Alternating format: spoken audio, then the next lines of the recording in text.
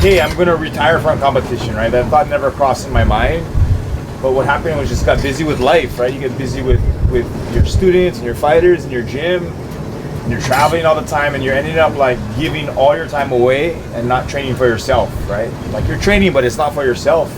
You're training for other people or trying to improve other people, and then the years fly by, right? So it's like, and again, it's something that I never really thought about, and I would never like ever take it back, but just, you know, the years fly by and you're like a decade later and you haven't competed.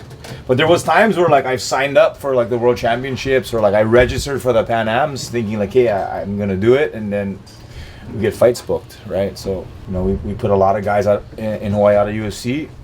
You know, at one point maybe we had 6 active UFC fighters. You know, if those guys fight 3 times a year, that's 18 traveling camps. It's unreal.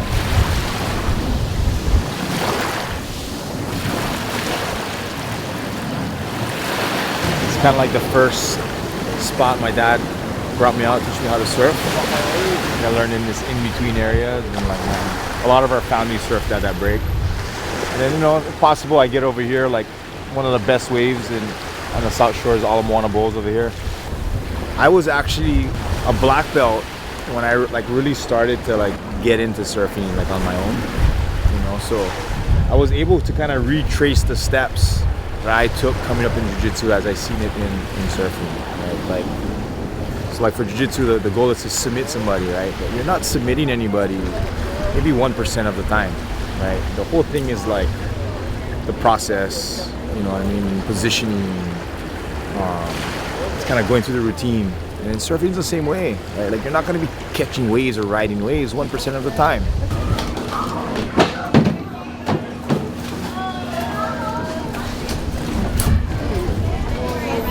Nah, right now I'm just feeling good. Like the work's done, you know. It's mostly mental preparation.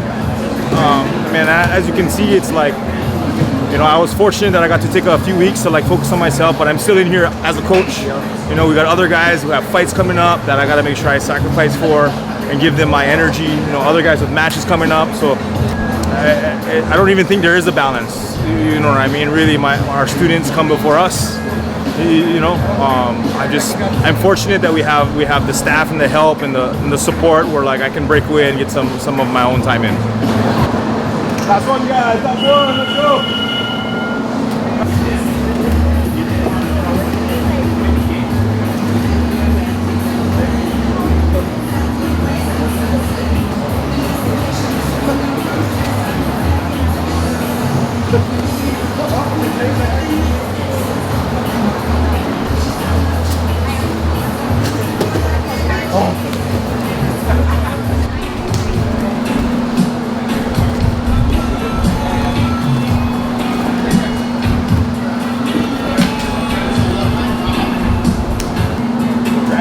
Drag it. This is like our last open no-gi session. I think we're gonna do like maybe 2 more nights of like team training. You know, I got a couple more like just workouts to do like for strength and conditioning. My last sprint's tomorrow. But everybody's different, but we're pretty much gonna ride all the way through Thursday. You know, then make the cut and then try to do our thing on Saturday.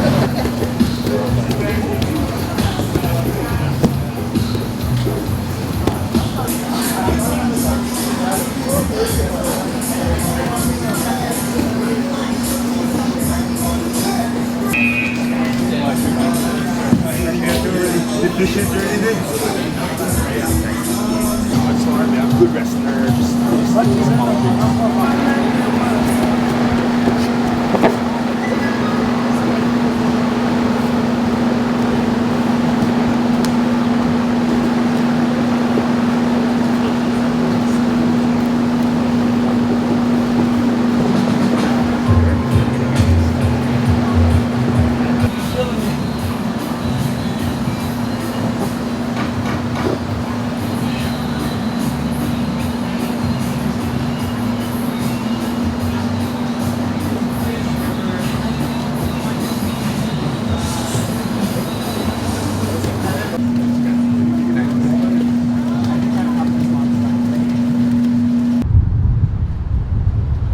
like final sprint.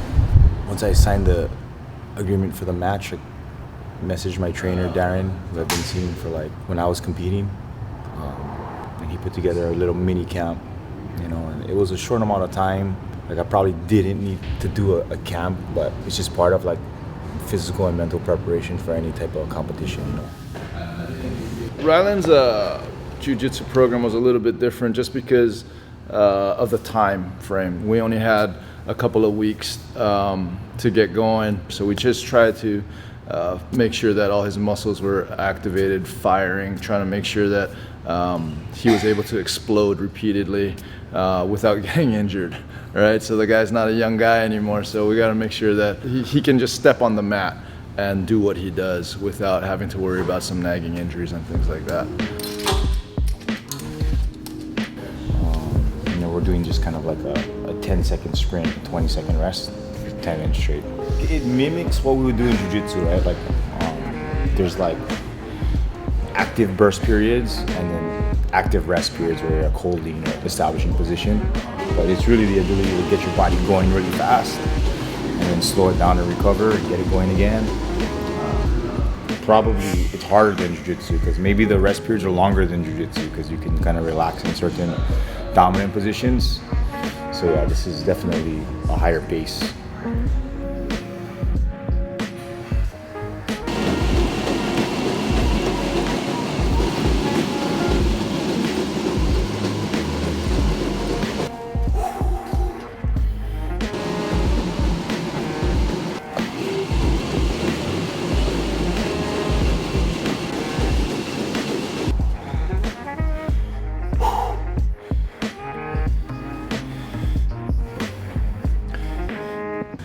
That's a wrap. That's it for my strength and conditioning for this camp.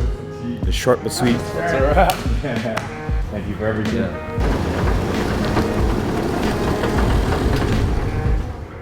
First couple of days of the water load, you're heavy because you're drinking like gallons of water, right? So like 1 gallon is equivalent to about like 8 pounds of water. You know, so like some guys will drink their first gallon, they'll step on the scale, they'll be like 6 pounds heavier and they'll get scared, you know. We'll see. It's not bad. I haven't cut weight in 12 years, so I don't want to say I'm not worried, right? Like, but the numbers look good. Numbers look good. I should be able to like do a quick workout, maybe, you know, jump in the jacuzzi or something and sell out the last couple pounds. And I'm not doing a huge weight cut, you know, but still just want to make sure that I'm a professional and I make weight and I hold up my end of the deal. All right, man. So first things first is it's been a minute. It's been a while since you've gotten out there and competed. How excited are you to re-enter this world of competition and to see how excited other people are? But it's gonna be like a accumulation of all this work and all this time we've put in. Man, I'm just kind of excited to see what I can do.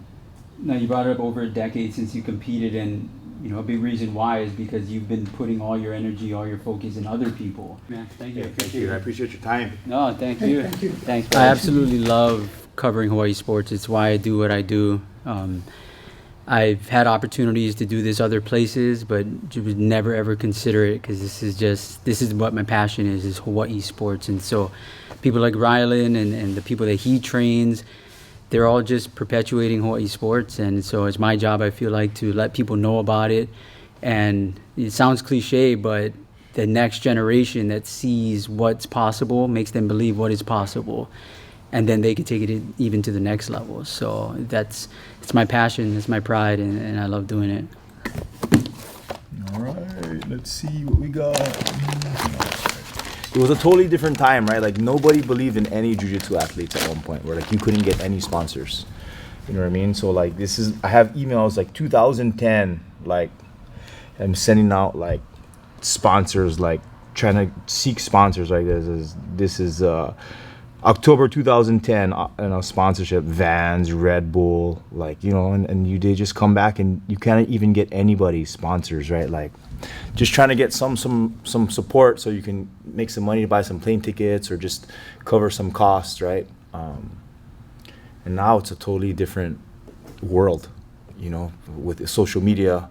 There's people who get gear sponsorships, right? They're able to do like you know, they're able to get like money coming in through their social media accounts, right? So it's opened up so much avenues for competitors and for like jiu-jitsu athletes that never, you know, was never available to us. So I think it's awesome that like guys like this, you know what I mean, people like Bear and Shoyoro, like they've been supporting, you know, young athletes and even guys like me, you know, lifestyle guys, helping us kind of do our thing. Defensive man is whizzering, right, follow the head. Wither frame. So what's going on right now is our fight prep. Right now we're just doing some drills. And it's like an ongoing practice. You know? We do that 3 times a week, and then when guys get matched for bouts, then they'll do sparring.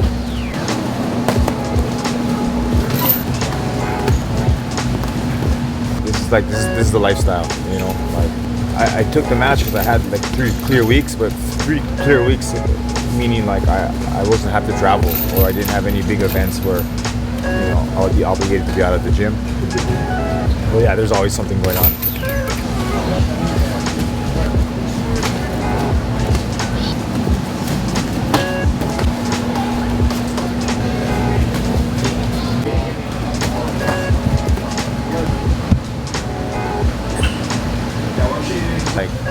The only thing that separates the martial arts is the rule set, right? Like, if you put 10 martial artists together for a long period of time and give them the same rules, they're gonna end up fighting the same way. You know what I mean? It's like, can I punch, can I kick, you know, can I take down, the timeliness, that's what creates the differences in styles. So it's all the same. All the martial arts principles kind of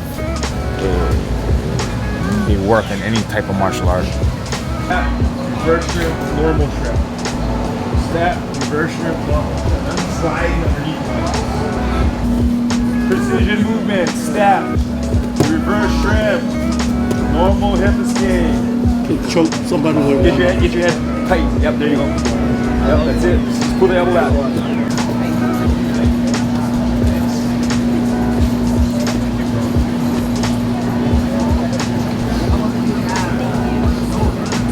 It almost looks like it's meant to be.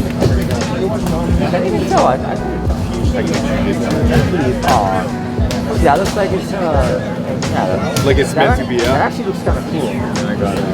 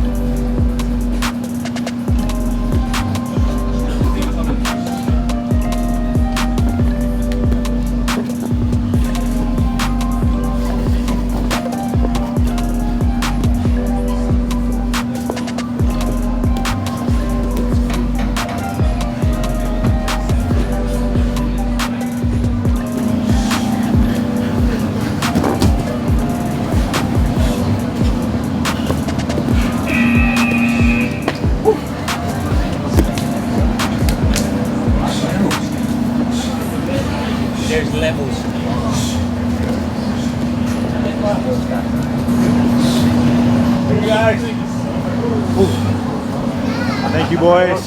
Close call. I was waiting for you to get tired first, Riley. You guys did. I don't know if you put too much hay in the barn. What? Maybe there's too much hay in the barn.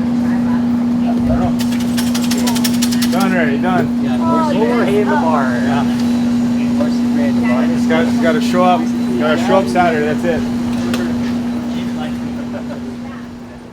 You know, it's just things change when you got kids, and especially change when you got girls. You know, so like, this is a little family day, break up the monotony and the stress of like fight week for us. But yeah, we're gonna go get some nails done. Me and Tiffany, I think we're gonna get pedicures, and the girls are gonna get some paint. We'll show you the colors you can do. Wait, Randy.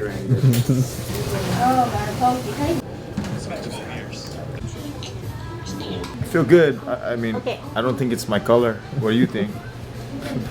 Alright, here, check this out. So last week I got a message from our friend Burton Richardson, and then he asked me, hey, if I want to come and train with a special guest, right? So the guest was Marcelo Garcia. Right? Marcelo is like our generation's like GOAT, greatest of all time.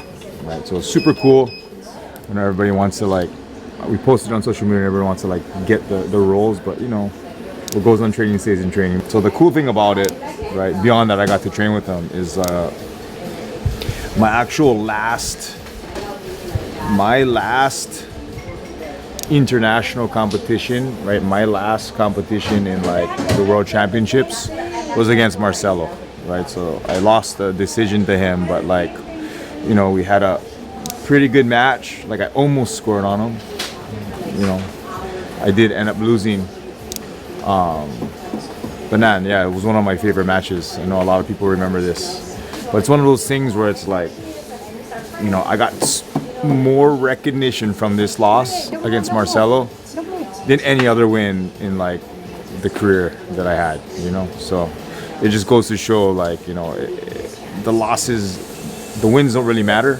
You know what I mean? It's the losses can also help push your career just as much, you know? So when you compete, they give you a different belt, because if not, we look the same. Lost? I lost. Is that when you retired? No. Have you guys ever watched your daddy I wasn't even born and I wasn't born. No, you weren't even born. So you were like 30? I was like 30. You're Yeah. 40. How old am I now? 42. 42.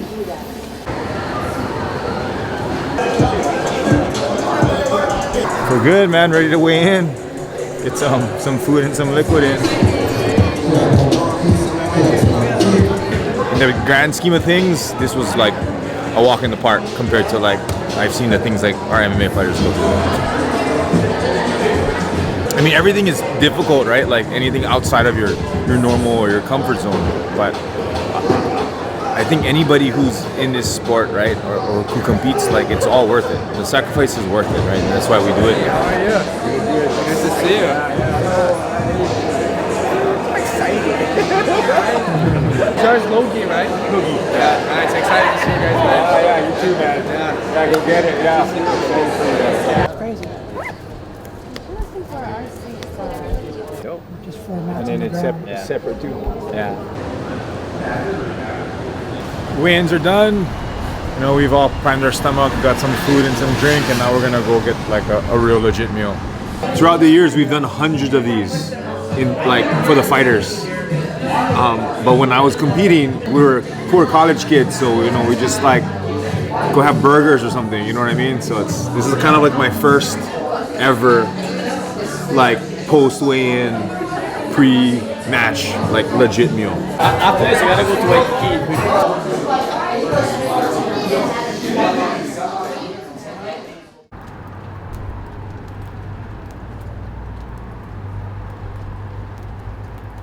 I want to represent like my instructors and my mentors and the people that helped me get where I am. I want to represent the team that's here now that support me and my family, you know, my wife and my kids. I want to show them, you know, especially my kids, like they've never seen me in this spotlight, I guess. Like, you know, we've been to a lot of fights and fight camps, and they've seen like their uncles fighting in the cage and main events, and you know, that's normal for them. But I don't think they've ever seen me, you know, in a position where it's me doing it myself. There's nothing driving me to compete, right? Like, I don't have to go out there and step out on the mat. And I realized this, right? Like, when I thought about coming back, I was trying to go through the reasons of like why I should even do it again, right? And then you go through the normal thoughts like, oh, well, you know, like, what if I can't win? Or what if I'm not as good anymore? Or what if I like fell behind everyone? Then you think about your business or your group and like, oh man, what if the guys are disappointed that I can't win? Or what if my students look different that I don't win, right? And then at that point I was like, this is exactly why I need to compete, because before none of that things even mattered, right?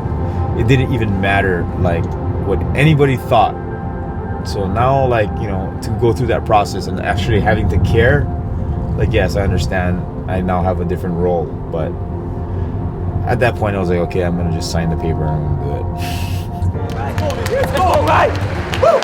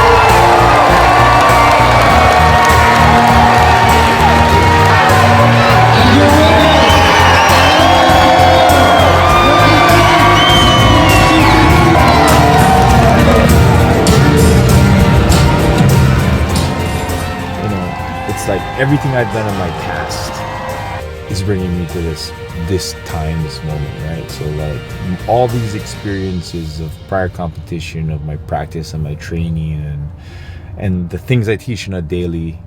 And so really all I'm trying to get out of it is another experience, another moment, right? To be completely immersed in what I'm doing, right? And just using my experience and the tools I've developed to, you know, to just find my way. I'm all wet. I held that head arm for a while. Yeah. His breathing didn't change at all. I could have probably just tried to scrape it lower, but yeah, you have a lot of time too. Yeah. I'm so tired. I was trying to squeeze some of those finish, but man, he gutted through a lot of it. I think that was tough. But, I knew I had gas in the tank. I could push it. Believe in my training, you know. it's good to see the kids and my family, and man, I can't ask for more. You lead by example, but I love you. Thank you, man. I love you. Thank you. Thanks for the lunch. No, man, yeah. It was delicious. My pleasure, my pleasure. I know you guys traveled here, so, you know, I hope you guys enjoy your guys' stay. And if you're ever in town, please come check me out. The door's always open. All right, well, thank you. Yeah.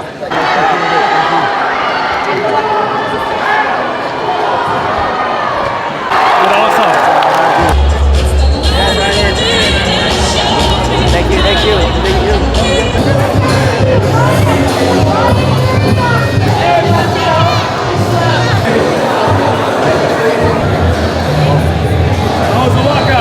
Man, it's been a great experience. I got to thank everybody who, you know, dedicated their time in the training and coming out here to support. You know, I did it. I came in here with like no expectations, and man, I was overwhelmed by the support from the team and the community, and you know, I love you guys. Like, I'm not able to do this without your guys' support, so thank you guys so much.